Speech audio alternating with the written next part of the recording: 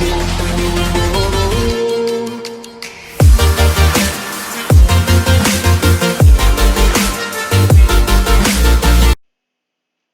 friends, welcome to Edu Hotspot.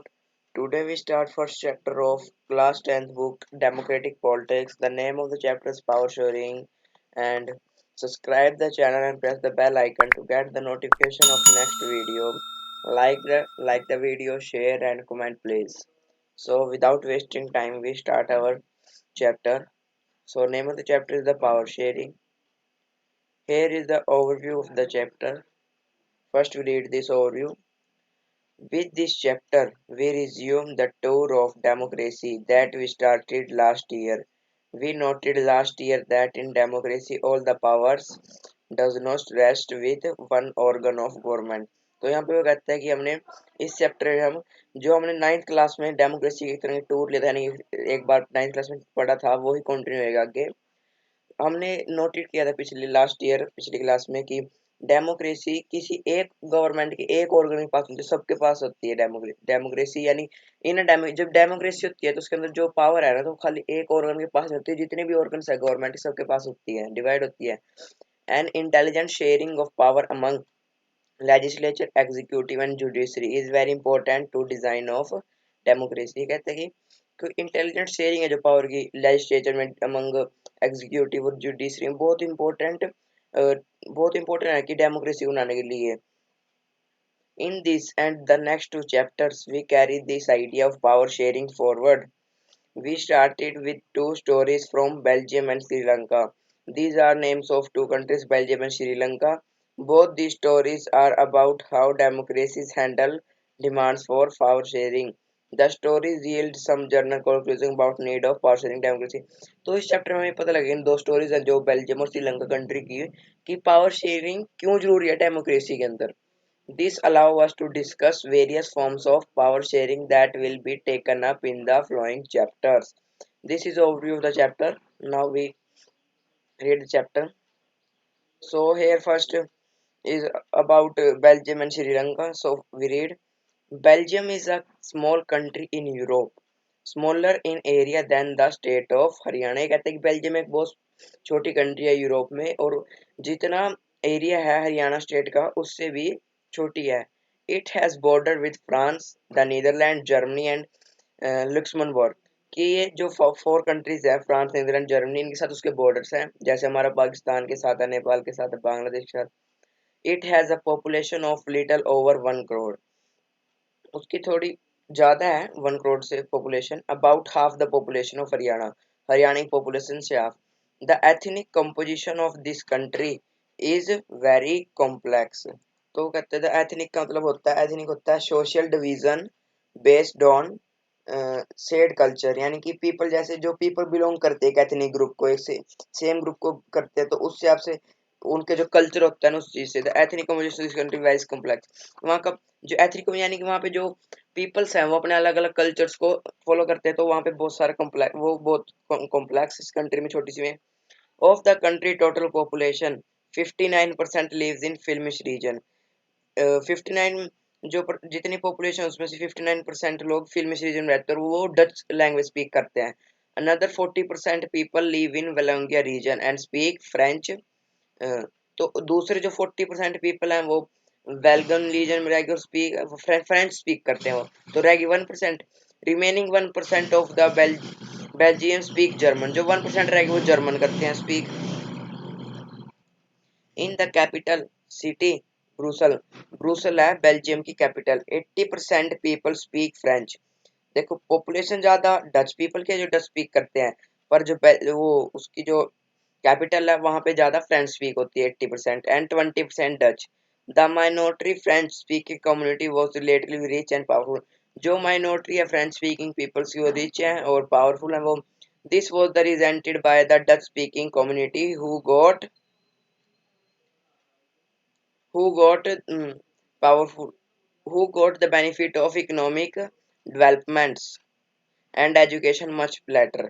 कि वो कहते हैं कि जो रिच है इसलिए उनको पहले मिल जाती है एजुकेशन और जो डच है उनको बाद में, जो डच स्पीकिंग पीपल है। This led to the tensions between Dutch speaking and French speaking community during tension तक कि उनके बीच में कोई फाइट्स भी थोड़ी बहुत he speak during 1950s and 1960 के बीच में the tensions between two communities was more acute in Brussels. Brussels के अंदर ज्यादा थी। ब्रुसल के अंदर क्यों ज्यादा थी? क्योंकि कंट्री में तो ज्यादा डच स्पीकिंग पीपल हैं, पर जो कैपिटल है कंट्री की वहां पे कम है। Brussels presented a special problem. The Dutch-speaking constituent a majority in country but minority in capital. Let us compare these two situations in another country. Sri Lanka is an island nation. Just a few kilometers of southern coast of Tamil Nadu. It was about 2 crore people, but as same in Haryana. कि यहाँ पे ज़्यादा population है उससे Belgium से श्रीलंका में, और जो जितने हरियाणा की उतनी ही है same. Like other nations in south Asia region, Sri Lanka has a diverse population. The major social groups are the Sinhala speakers, वो 74% है वहाँ पे, एंड द तमिल स्पीकर वो 18%। Among Tamil speaker there are two sub groups. तो एक बार आप ये मैप देख लें, बेल्जियम का मैप है, तो इसमें दिखा रहेगा है जो कि ये तो फेल्मिश रीजन है जहाँ पे डच स्पीकिंग होती है, इनकी मेजोरिटी ज़्यादा है। ये जर्मन स्पीकिंग ओनली 1%। और ये जो ये है ये कैपिटल ऑफ बेल्जियम है जहाँ पे कि 80% तो फ्रेंच स्पीकिंग और 20% डच स्पीकिंग है। और ये सारा फ्रेंच स्पीकिंग एक रीजन है, वेलगोनिया रीजन, वेलोन भी कह देते जिसको। Tamil natives of the country are called Sri Lankan Tamils. These are 13%. The rest whose forefather came from India as a plantation worker during colonial period called Indian Tamil. जब British ने India पे भी rule किया था श्रीलंका पे, तो British ने India से श्रीलंका में वो प्लांटेशन वर्कर्स भेजे थे, तो वो अब वहीं रह गए, तो उनको इंडियन तमिल्स कहते हैं। और जो दूसरे हैं वो जो तमिल यानी तमिल है, जो तमिल स्पीकिंग पीपल, और टू टाइप्स के हैं, इंडियन तमिल्स, एक श्रीलंका। श्रीलंका तो श्रीलंका के थे, और इंडियंस जो प्लांटेशन वर्क कर थे वो गए थे, ब्रिटिश ने भेजे जो वहां पे। As you can see from the map, Sri Lanka Tamils are concentrated in north and the east of country. तो इसमें मैप भी दे रखो, ये रहा देखो मैप, इसमें इन्होंने कहा है नॉर्थ में कौन है, श्रीलंकल। देखो नॉर्थ में और ईस्ट में है श्रीलंकल तमिल्स। और ये सिन्हाला का देखो कितना सारा रीजन है, सिन्हाला का इतना सारा रीजन है। और इंडियन तमिल्स ये बीच में है, कोई थोड़े कहीं कहीं पे है ये। और मुस्लिम्स भी है वहाँ पे जो है डॉट्स आ रही हैं। तो आगे रीड करते हैं। Most of Sinhala speaking people are Buddhist. Sinhala speaking peoples हैं Buddhist, while most of Tamils are Hindus and Muslim. जो Sinhala speaking है बुद्धिस्ट है, और जो तमिल स्पीकिंग है वो हिंदू और मुस्लिम है। There are about 7% Christians. Christians भी है वहाँ पे, who both are Tamil and Sinhalas. Just imagine what would happen in situation like this. In Belgium, the Dutch community could take advantage of its numeric majority and force it on the French and German speaking people. This this would push this would push the conflict among community further। कि अगर Dutch Dutch की वहां पे ज्यादा majority है तो वो उनके ऊपर रूल भी कर सकते हैं, पर ये एक कंफ्लिक्ट यानी कि लड़ाई में भी आ सकता है। जो this could lead to a very massive partition of the country. Both sides would claim control over Brussels, and in Sri Lanka, the Sinhala community enjoyed an even bigger majority and could impose it will on a entire country। कि वहां पे Dutch speaking कर नहीं पा रहे rule, पर यहाँ पे सिन्हालस कर, क्योंकि ज्यादा पॉपुलेशन है। Now let us look at what happen on in both these countries. तो आगे देखेंगे हम क्या हुआ इन कंट्रीज में। मेजोरिटिज्म इन श्रीलंका। Majoritism का मतलब होता है a belief that the majority community should be able to rule a country in whichever it wants by disregarding the wishes and needs। इसका मतलब है कि मेजोरिटिज्म होती है जिस कंट्री में जिस जिस कम्युनिटी ज्यादा मेजोरिटी है, जैसे श्रीलंका में सिन्हालस की, वो कंट्री के ऊपर रूल कर सकते हैं, जो उनका जी कर वो कर सकते हैं। और जो दूसरे माइनॉरिटी वाले हैं उनकी उनकी डिसरिगार्ड कर, उनको ध्यान नहीं दे सकते, यानी उनकी मर्जी है जो वो करना चाहते हैं, एक तरह से उनका रूल है बस उस कंट्री में। Sri Lanka emerged as an independent country in 1948. The leaders of Sinhala community sought to secure dominance over government by virtue of their majority. As a result, the democratic elected government adopted a series of majoritism measures to establish Sinhala supremacy। कि वहाँ पे majoritism आ गई, Sinhalese का rule हो गया वहाँ पे। So next paragraph is in 1956 an act was passed to recognize Sinhala as the only official language. This regarding Tamil. कि 1956 में क्या एक्ट है जिसके थ्रू सिन्हाला ही एक ऑफिशियल लैंग्वेज बनाएगी और डिसरिगार्ड तमिल को डिसरिगार्ड कर दिया। The government followed Presbyterian policy that favor Sinhala applicants for university position government कि गवर्नमेंट सिन्हालस की फेवर कर रही थी यूनिवर्सिटी पोजीशंस में गवर्नमेंट यानी जॉब्स के लिए उनको दे रही थी पर उनको तमिल्स को नहीं मिल रही थी। A new constitution stipulated that all the states should protect and foster Buddhism। एक और नया कॉन्स्टिट्यूशन है कि जो बुद्ध क्योंकि जो सिन्हाला से ज्यादातर बुद्धिस्ट थे इसलिए उनको बुद्धिज्म एक्सेप्ट करना पड़ेगा। So next paragraph is all these government measures coming one after the other, gradually increasing the feeling of lioness among the Sri Lankan Tamils. They felt the none of major political parties led by Buddhist leader was sensitive to their language and culture. They felt the constitution and government policies denied them equal rights and क्यों कहने लगी हमें सारे equal rights मिलने चाहिए कि jobs में भी अदर अपॉर्चुनिटीज क्योंकि उनको देने क्योंकि जो पॉलिटिकल पार्टीज थी उसमें भी सिन्हालस थी क्योंकि मेजोरिटी सिन्हालस की थी वहां पे पॉलिटिकल जो लीडर्स थे वो भी सिन्हालस को अपनी लैंग्वेज को अपने कल्चर को प्रमोट करते थे।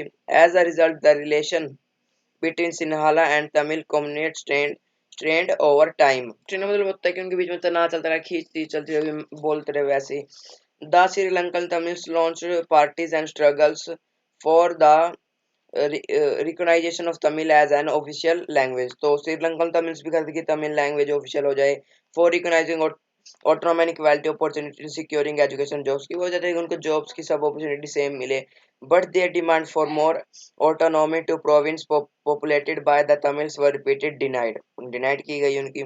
by 1980 several political organizations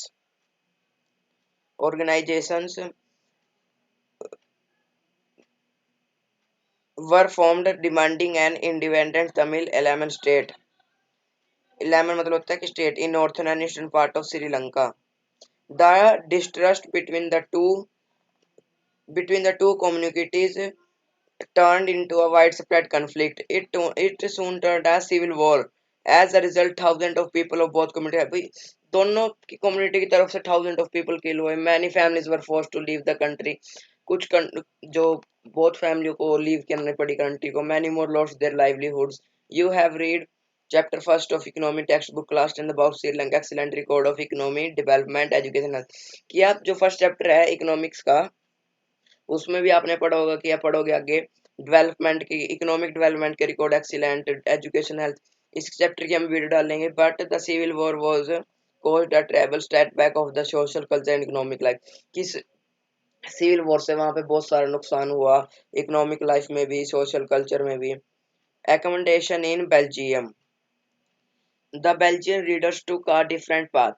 They recognized the existence of religion difference and culture diversity between 1970 and 1993 the amendment their constitution four times so to work an argument that would be enable to anyone to live within the same country। 1970 और 1973 के बीच में उनके constitution में चार amendment आए यानी amendment मतलब होता है कि चार नए रूल्स आए उनको फिर से या फिर रिस्ट्रिक्ट किया गया। The arrangement they worked out is different from any other country and is very initiative. Here are some of the elements of Belgium model जो उसके बीच चेंज आए गए उसके बारे में इसमें लिखा गया है चार आगे बताया गया है। The constitution prescribed that the number of Dutch and French-speaking ministers shall be equal in the central government. Some special laws requires the support of majority of members from each linguistic group। Constitution में ये rule है कि जो Dutch speaking और French speaking है यानी जो ministers होंगे सेंट्रल गवर्नमेंट सेम होंगे वैसे डच की मेजोरिटी है पर वो क्या करें क्योंकि जो कैपिटल है तो वहां पे फ्रेंच का रूल है क्योंकि वहां पे ज्यादा उनकी मेजोरिटी है। Thus no single community can make decision unitary इससे कि कोई कल्ली कम्युनिटी अकेली सिंगल कम्युनिटी नहीं रूल कर सकती यानी कि डिसीजन खुद नहीं ले सकती दोनों कम्युनिटी को लेना पड़ेगा। Many powers of central government had been given to state government of to region of country जो सेंट्रल पावर की तो सेंट्रल गवर्नमेंट की पावर जो स्टेट गवर्नमेंट्स को दी गई the state governments are not subordinate to central government कि state government central government को आंसरेबल नहीं थी क्योंकि उनके पास अलग पावर थी वो अपने कर सकते थे अपने विश से। Brussels has a separate government in which both the communities have equal representative Brussels के अंदर अलग गवर्नमेंट होगी अगर वो ब्रुसेल अगर वो जो सेंट्रल गवर्नमेंट में इक्वल मिनिस्टर्स नहीं देते, यानी कि इक्वल नंबर ऑफ मिनिस्टर नहीं होते फ्रेंच के, तो फ्रेंच भी ब्रुसेल कैपिटल के अंदर डच के नहीं होते, इसलिए दोनों के नंबर इक्वल है पूरे स्टेट में, पूरे कंट्री में और स्टेट्स में जितनी है। The French speaking people accepted equal representation in Brussels because the Dutch speaking community has acceptable equal representation in central government. The the photograph here is of a street address in Belgium. You will notice place name and direction in two languages. ये देखिए यहाँ पे एक एक लिखा है grand place, एक लिखा है ग्रोट मार्केट। ये क्योंकि एक तो है इसमें डच डच लैंग्वेज में, एक है इसमें फ्रेंच लैंग्वेज में, पर यहाँ पे अभी जर्मन का कुछ नहीं आया था। Apart from the central and state government, there is a third kind of government. This is community government, is elected by people belonging to one language community, Dutch, French and German speaking, no matter where they live. इसके बाद आया central और state government के बाद आई एक नई government, community government, जो कि people belonging one language and Dutch से करते, फ्रेंच जर्मन स्पीकिंग से उन्होंने सेलेक्ट करनी थी, और जहाँ कहीं मर्जी हो कोई मैटर नहीं की जहाँ भी रह रहते हो। This government has the power regarding culture, education, language related issues. इस गवर्नमेंट का क्या था, कल्चर के लिए, एजुकेशन और लैंग्वेज रिलेटेड उनके से। You might find the Belgium model very complicated. It is intended is very complicated even for people living in Belgium, these agreements have these agreements have worked well so far. They help to avoid civil strife between two major communities and possible division of country on language line. इसने बहुत कुछ चाहा है, जैसे श्रीलंका में वहां पे civil वार हुई, पर यहाँ पे कोई वार नहीं, इन्होंने दोनों ने इन दोनों ने अपने अपने डिसीजंस लिए कि अगर आपको बेल्जियम में भी अपने मिनिस्टर लाने, तो आपको सेंट्रल में भी हमें इक्वल नंबर ऑफ मिनिस्टर्स की सीट देनी पड़ेगी, और हम आपको ब्रुसेल्स में देंगे जो उनकी कैपिटल है। When many countries of Europe come together to form European Union, Brussels was chosen at its headquarter. जब बहुत कंट्रीज आई, यानी कि यूरोपियन यूनियन बना, तो ब्रुसल थी जो उस स्टेट की कैपिटल थी, उसको हेडक्वार्टर माना गया। What do we learn from these two stories of Belgium and Sri Lanka? Both are democracy, yet they default with the question of power sharing different.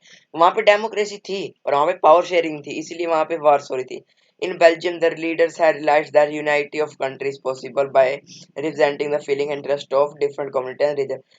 Belgium सोचा कि दोनों यूनिटी करनी चाहिए और कंट्री में, कि दोनों की डिफरेंट कम्युनिटीज के रिलीजन्स के इंटरेस्ट पूछने चाहिए, फीलिंग्स लेनी चाहिए, such as allegiance resulting in mutual acceptable agreements for sharing power. तो वहाँ पे उन्होंने म्यूचुअल एक्सेप्टेबल की अरेंजमेंट्स को शेयर किए power. Sri Lanka shows us a contrasting example. It shows us that a majority community wants to force its dominance over others and refuse to share it can be underlined by. Sri Lanka में ये नहीं हुआ, श्रीलंका में जिसकी majority वो rule कर रहा था वहां पे, इसलिए वहां पे सिविल वॉर्स हुई। So next page is why power sharing is desirable. Thus two different set of reasons can be given in favor of power sharing. Firstly, power sharing good because it helps to reduce the possibility of conflict between social groups. Power sharing इसलिए जरूरी है क्योंकि power sharing से possibility की है जो उसको reduce करता है कि उनके बीच में फाइट हो या कॉन्फ्लिक्ट्स हो, since social conflicts often lead to violence and political instability. Power sharing is a good way to ensure stability of political orders. Imposing the will of majority community over others may look like an attractive option in the short run, but in the long run it undermines the unity of nation. Tyranny of the majority is not just oppressive of the minority, it often brings ruin to majority as well. ये नहीं है कि जैसे किसी की minority है तो वो मेजोरिटी में जैसे वो आ भी सकते हैं। There is a second deeper reason why power sharing good for democracy. Power sharing is the very spirit of democracy. Democracy rule involves sharing power with those affected by its exercise and who have to live with its effect. कि democracy अगर power sharing नहीं है तो democracy में तो एक तरह की वो डेमोक्रेसी नहीं है, वो बस एक नाम की डेमोक्रेसी है। A democratic rule involves power sharing with the laws affected who have the to live with its fact. People have a right to be consult of how they are to be governed. A legislative government is one where citizens through participate acquire a stake in system. कि अगर power sharing है तो वहाँ पे power divide होगी और अच्छी तरह रूल होएगा, कोई वहाँ पे कंफ्लिक्ट नहीं होगा सोशल ग्रुप में, तो इसलिए पावर शेयरिंग important है. Let us call the first set of reason prudential and the second moral. While prudential reasons stress that the power sharing will bring out better outcomes, more moral reasons emphasize the every act of power sharing as a valuable. So next page.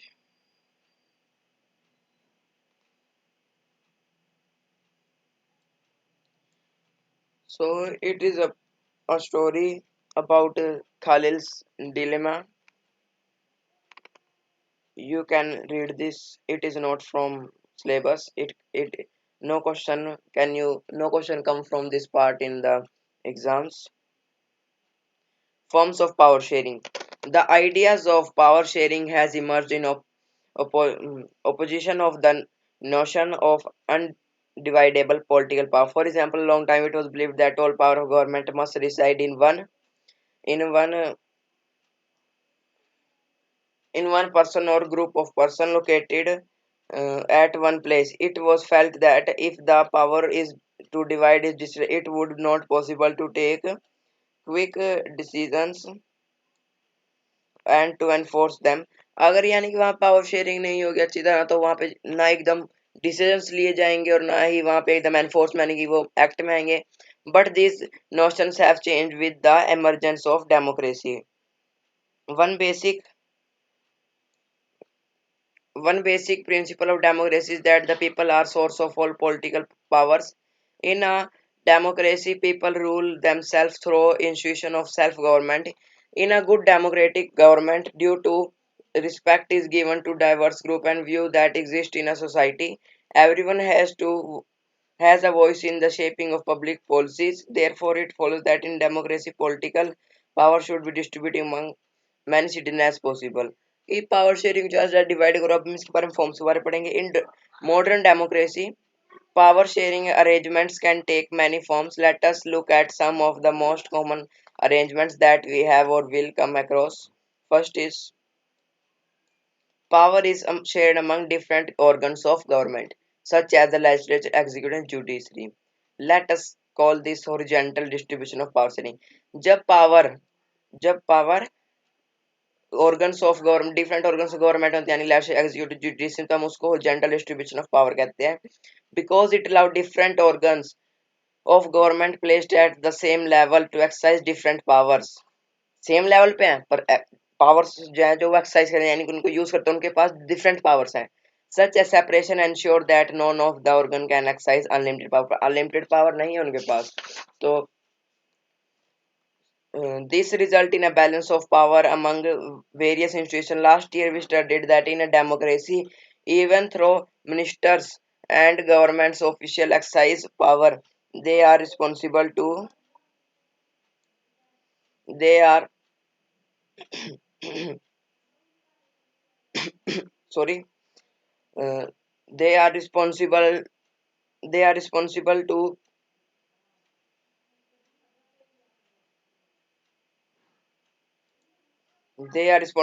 the parliament or state assemblies. Similarly, although judges are appointed by executive, they can check function of executive and lawmakes. So वो कहता है आगे lawmakes by the legislature. वो कहता है कि ये responsible होते हैं पार्लियामेंट और स्टेट असेंबलीज के लिए. जज आर अपॉइंटेड एग्जीक्यूटिव जज को अपॉइंटेड करते हैं and they can check the function of executive. जैसे जज को एग्जीक्यूटिव ने किया अपॉइंटेड पर बाद में जज ही एग्जीक्यूटिव की फंक्शनिंग को चेक करेगा कि जो मेड लेजिस्लेचर के बारे में बनाए गए हैं.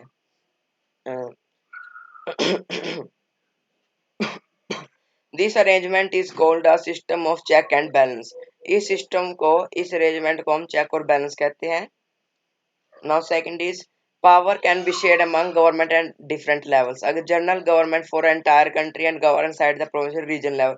वो कहता है कि गवर्नमेंट के डिफरेंट लेवल्स जैसे सेंट्रल पे स्टेट पे फिर आगे आगे से आगे आते हैं छोटे छोटे लेवल्स पे. Such general government for this entire is called the federal government. इस गवर्नमेंट को federal government. In India, we refer to it as central union government. This government at the provincial or region level are called different name in different countries. In India, different name is different country, यानी कि वहाँ पे हर एक जैसे हमारे central union है सारी जगह अलग अलग है.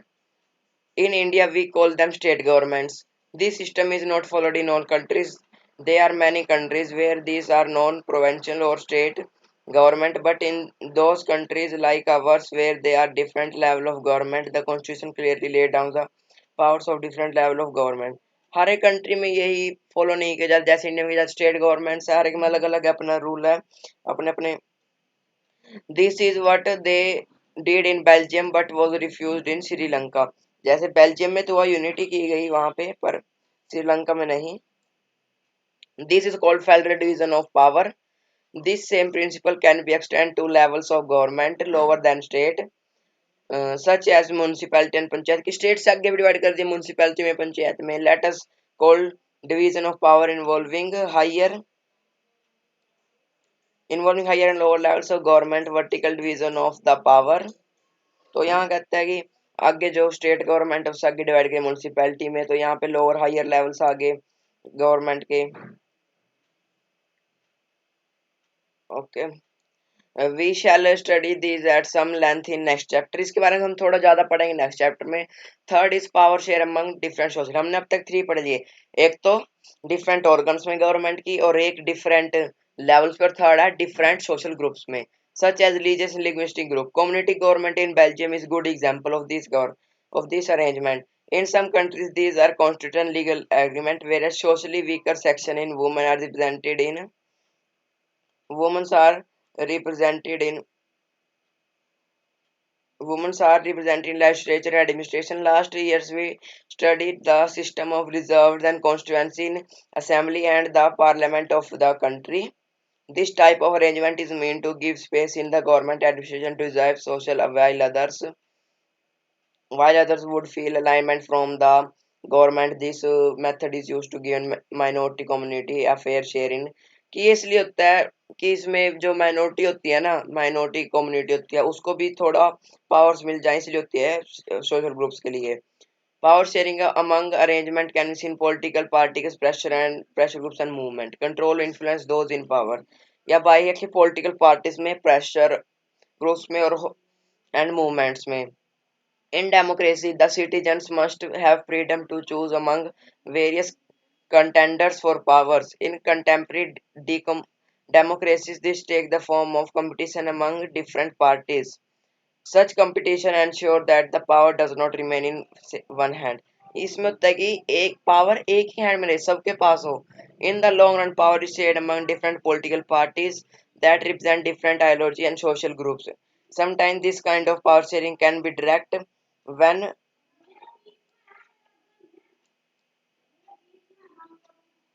uh, sometimes this kind of sharing can be direct when two or more parties from alliance to contest in election.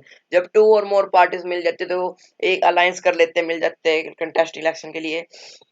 If their alliance is elected, they form a coalition government. Thus power sharing. ये बाद में नहीं कहते, बाद में मिलते, जब वो पहले मिल जाते हैं. In the democracy, we find interest groups such as those of traders, business industries, farmers, and industrialist workers. They also will have a share in governmental powers, either through participation in governmental communities or bringing influence of decision making source. In Unit 3, we shall study the working of political parties and pressure groups